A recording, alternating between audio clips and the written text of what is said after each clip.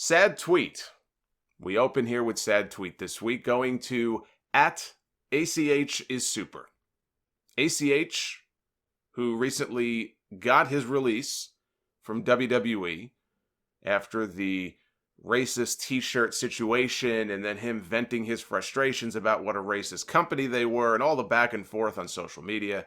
Not even back and forth with him and the fans, not WWE. But in the end, he got what he wanted. He got his release from the company. He was a free man, and he returned to MLW on Thursday at the promotion's Opera Cup event.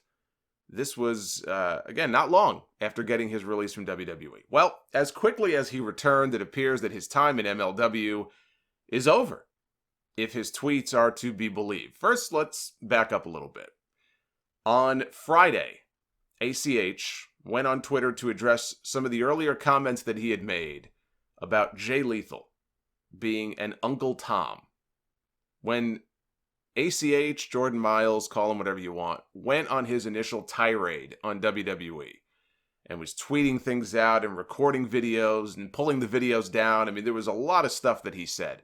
But mixed in with all of the WWE stuff were comments about Ring of Honor and Jay Lethal. ACH is no fan of his time in Ring of Honor. He's made that very clear. And he's also no fan of Jay Lethal.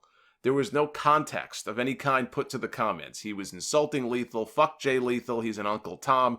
And that is where people really took issue with what ACH said, even if they supported him in his comments about the t-shirt and WWE and all that. They really were bothered. And a lot of WWE wrestlers, Titus O'Neil spoke out, among others, very upset about what he had said about Jay Lethal, especially without putting any context on his comments. So I don't know what spurred him on now to finally go back and explain those comments, but he offered this explanation. He said, Lethal slapped me in a hotel room because he didn't like me using the N-word, which he uses as well. He tried to pull my bish card in front of the locker room, but I defended myself. I hit him back and took him down. Now, let me pause there. This is confusing to me. Maybe the way he wrote this is confusing to me. Now, what was this 2 incidents, or did the incident happen in a hotel room, or did it happen in front of the people in the locker room? Because I'm getting conflicting accounts here of what exactly happened. He doesn't say. Anyway, he continues. I was told that I had to apologize for it because it would be in my best interest. Jimmy Jacobs, a person who I respect, was the reason that I felt I had to. When I went to Lethal, he never apologized to me for putting his hands on me. All he did was tell me how he's dealt with racism, etc., but not once did he ever say, my bad for hitting you. So, to this day, I'll say it loud and clear. I don't like him. I never will. Stop asking me to apologize for what I've said because I won't ever. ROH locker room was the worst time in my career for me. I'm over it. I don't care to talk about it, even though he brought it up. I don't care to talk about it. And I will do whatever is in my power to make sure that I am never belittled, embarrassed, or bullied again. No, I'm not crazy. I don't need to chat with a doctor. I am completely happy. I have a crush on Kayla Braxton. That's kind of random. I'm far from fine and good. I'm super. Now, I can only assume it was the comments, then the replies that he was getting to all of these posts on Twitter after this that must have set him off. But who knows what it was that led to what I'm about to mention? Who knows what led to what came next? Something clearly set this man off. And yesterday morning, now I've checked since then, before I started recording, I wanted to make sure there was no follow-up or anything, and he hasn't posted anything since. His last tweets were from yesterday morning, and this is what he said. I hate pro wrestling. I hate you shitty fans that think you know it all. More importantly, I hate the snakes in this industry. None of y'all would ever say anything about me to me. All of y'all can go screw yourselves. I'm canceling my shows and I'm quitting pro wrestling. Chasing my dream was great, but you self-entitled pricks ruin everything. I'm out. So, former WWE star, Shad Gaspard, he was one of the first people with any kind of name or other wrestlers to chime in on this. At ShadBeast on Twitter, he chimed in. He had heard enough from ACH. He said, on that note, shut the fuck up. If all you can do is badmouth and talk down to people in the business after people have gone out of their way to understand and help you, then fuck off. Talent gets you so far in life, but it's obvious your character is one of an attention-seeking ass who wants sympathy while burning others. Grow up and understand the world doesn't revolve around you. This business, as well as life, doesn't cater to one individual, so either suck it up and do something or shut the fuck up, because this bipolar crying shit is getting old. That's pretty rough stuff there from Shad, but pretty self-explanatory. He makes his point very clear. Now, MLW issued a statement a few hours later saying, we respect ACH's decision and want him to be happy. And then they removed all mentions of him and all mentions of his return this week from their website. This guy is clearly not fine and good or super, as he says. And if he's going to engage with people on Twitter the way that I saw he was doing, then he's only inviting trouble. He needs help. I don't care what he says publicly. The ones who need help the most are usually the last to know about it, or the last to admit it. But this guy clearly needs help. Now, speaking of MLW, they also released Teddy Hart this week.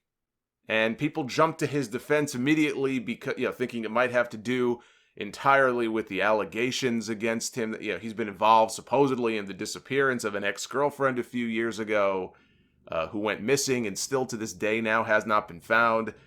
He has, in his defense, he has said that they weren't even dating at the time. He hadn't even seen her in so long, and they were living apart in different states. So it would have been impossible for him to have anything to do with her disappearance. But the point of all this, I'm not even getting into all that. I'm not playing PI, private investigator here. The point is, a lot of people and a lot of podcasters online jumped the gun, dumping on MLW for it, as that basically being the only reason. PW Insider chimed in. They got some more information on this. They say that Teddy Hart himself had requested his MLW release numerous times in the last few weeks. And MLW was not receptive. They did not give him his release initially, until finally this week they relented, and they did. They did let him go. Now, maybe he wasn't expecting it to happen this week, but it finally did, and they let him go. And there were reportedly many issues that led to them finally letting him go, including him no-showing some, and it goes back apparently to September, at least September, where he no-showed a bunch of pre-tapes that he was due for. Then there was another match where he was hogging the spotlight too much, so much so that it apparently upset Dr. Tom Pritchard, who was working behind the scenes for MLW and was producing the match, upset him so much that he nearly quit the company. Then he no-showed. There was a joint show with the Crash promotion in Mexico and some MLW stars on it that he no-showed, and that was bad enough to the point where MLW is no longer working with the Crash. They're now working with AAA. And they also didn't like him showing up in the crowd at NXT events and AEW events because he's been spotted in the crowd. The NXT event, I think he was sitting there in this, gaudy stuff that he wears because he's got a very interesting wardrobe.